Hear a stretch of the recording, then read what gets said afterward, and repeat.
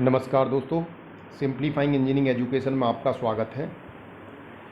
Analogue electronics एवं electronic component and device series के अंतर्गत आज हम डिस्कस करेंगे series inductor filter and LC filter.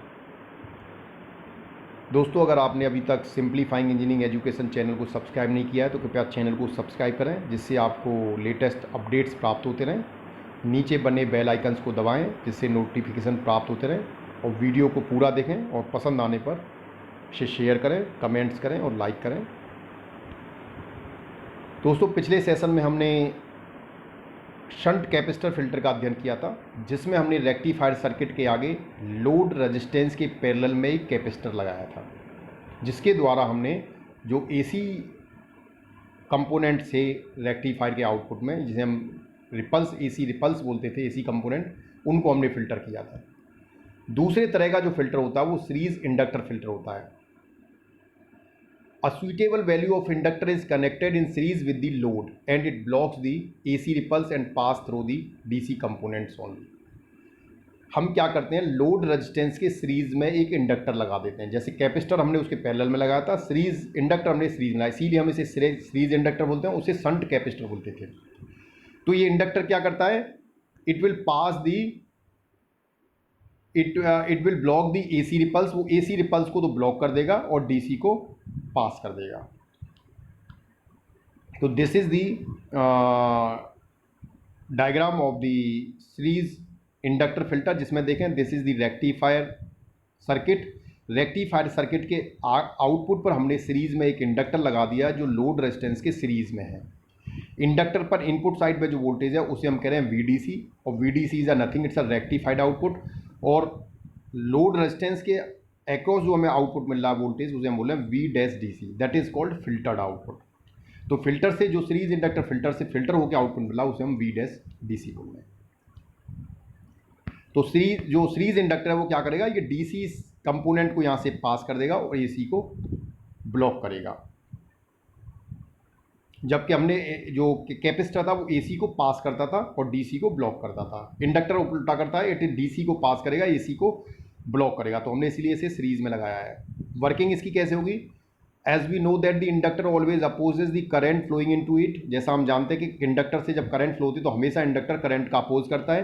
When the output current rises above the average value, the magnetic energy stored in the inductor. जब output current की value जो है average value से बढ़ना स्टार्ट हो जाती है, तो जो मैग्नेटिक एनर्जी है वो इंडक्टर में स्टोर होना स्टार्ट हो जाती है। When the output current falls below the average value, then it release the stored energy to the circuit। जो आउटपुट करंट है जब वो कम होना स्टार्ट होती है, एवरेज वैल्यू से कम हो जाती है, यानी जब वो एवरेज वैल्यू से करंट, जो आउटपुट करंट है एवरेज वैल्यू से अगर ज़्यादा होती है, तो उस कंडीशन में जो इंडक्टर है उसमें एनर्जी स्टोर होती है। लेकिन जब आउटपुट करंट कम होना स्टार्ट हो जाती है एवरेज वैल्यू से, then it release the stored energy into the circuit. जो इंडक्टर में एनर्जी स्टोर की गई है उसको फिर इंडक्टर रिलीज करता है। Hence the output current is approximately constant and AC ripples will reduce and is given by following relations। तो आउटपुट करंट क्या है, अप्रोक्सीमेटली कांस्टेंट रहती है, एंड AC रिपल्स जो हैं वो कम हो जाते हैं। जिसे इक्वेशन हम, जो हमारी रिपल्स की जो इक्वेशन है, that is RL/3√2 2πfl। So this is the output of the series inductor, जिसमें देखें कि ये तो AC जो आप देख रहे हैं आउटपुट में, जो रिपल्स हैं, जो एक वेव्स आपको मिल रही हैं, that is called rectified output. ये जो है दैट इज़ रेक्टिफाइड आउटपुट। ये जो मिल रहे हैं आपको, that is called rectified output. ये रेक्टिफाइड आउटपुट है जो रेक्टिफाइड से मिलते हैं। दूसरा फिर आपके पास एक आउटपुट है फिल्टर्ड आउटपुट। जो फिल्टर से मिल रहा है वो कौन सा है, फिल्टर से मिलने वाला आउटपुट आपको ये मिल रहा है, जो थोड़ा सा, जिसमें रिपल्स हैं, बहुत कम है एक तरह से, it is near by two DC, that is the filtered output. इसके साथ साथ एवरेज करंट जो है, जो DC, जो रियल एक्चुअल करंट है DC, वो डॉटेड लाइन से हमने शो की हुई है। तो that is show by dotted line.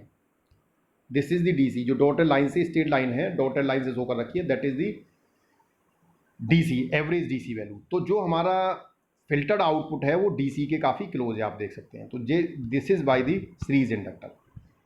उसके बाद नेक्स्ट आता है that is LC filter. LC filter में हम क्या करते हैं, जब हम बोथ एल और सी दोनों को जब हम फिल्टर सर्किट के लिए यूज करते हैं तो ऐसे फिल्टर को हम एलसी फिल्टर बोलते हैं। That means we are using inductance and capacitance for making the filter. Such type of filter is called LC filter. तो इसमें एलसी फिल्टर में जनरली दो तरह के फिल्टर हो सकते हैं, एक तो एल सेक्शन फिल्टर और दूसरा टी और पाई सेक्शन फिल्टर। तो ये आप देखें तो ये हमारे पास रेक्टिफाइड सर्किट है। अब रेक्टिफाइड सर्किट के आगे में फिल्टर लगाना है तो हमने यहाँ पर एल सेक्शन फिल्टर लगाया। This is called L section filter, जिसमें एल और सी दोनों एक दूसरे के पैरेलल में कनेक्ट होते हैं। तो एल शेप में है इसलिए एल सेक्शन फिल्टर का है, और ये रेजिस्टेंस जो लोड रेजिस्टेंस है उसके हमने पैरेलल में लाए। So this is called L section filter. When one inductor and one capacitor are used for making a filter circuit, such filter is called L section filter. दूसरा type का जो filter होता है that is T section filter और पाई section filter. जब हम एक inductor और दो कैपेसिटर या दो इंडक्टर और एक कैपेसिटर को यूज करते हैं तो हम टी और पाई सेक्शन फिल्टर बनाते हैं। जैसे आप यहाँ देखें, so this is T section filter. देखें यहाँ से ये जो शेप है वो टी की शेप है, यहाँ से देखें तो ये टी की शेप बन रही है यहाँ से, जिसमें हमने दो इंडक्टर और एक कैपेसिटर यूज किया हुआ है।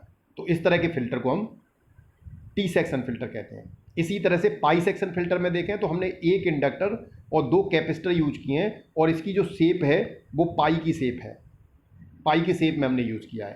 तो that's why it is called pi section filter. This is input, ये जो एरो दिख रहा है यहाँ पर, it is input from rectifier. एक तरह से इन सर्किट को हम रेक्टिफायर के आउटपुट पर लगाएंगे, जो आउटपुट रेक्टिफायर से मिलेगा। So this is LC filters. Application of pi filters देखें, these are used in communication devices for retrieving the particular signal after modulation। यानी एक तो फिल्टर्स का जो यूज है पाई फिल्टर का वो कम्युनिकेशन में यूज किया जाता है। जब हम रिसीवर एंड पे ओरिजिनल सिग्नल को मॉड्यूलेशन के पश्चात जब रिकवर करते हैं तब हमें इसकी जरूरत पड़ती है। In transmission the signal is modulated in the multiple of high frequency. Transmission में क्या, सिग्नल को हम मल्टीपल ऑफ हाई फ्रीक्वेंसी यानी हाई फ्रीक्वेंसी पर हम उसे मॉड्यूलेट करते हैं। While on the receiver side, filters are used to demodulate the particular range of frequency। और demodulation साइड में जब हम जिसका फिल्टर का यूज करते हैं तो हम उसमें पर्टिकुलर रेंज ऑफ फ्रीक्वेंसी को ही उसमें से पास करते हैं। So this is the application about the filter. Thanks for watching the video. दोस्तों अगर वीडियो पसंद आया हो तो कृपया लाइक करें, कमेंट्स करें और शेयर करें। धन्यवाद।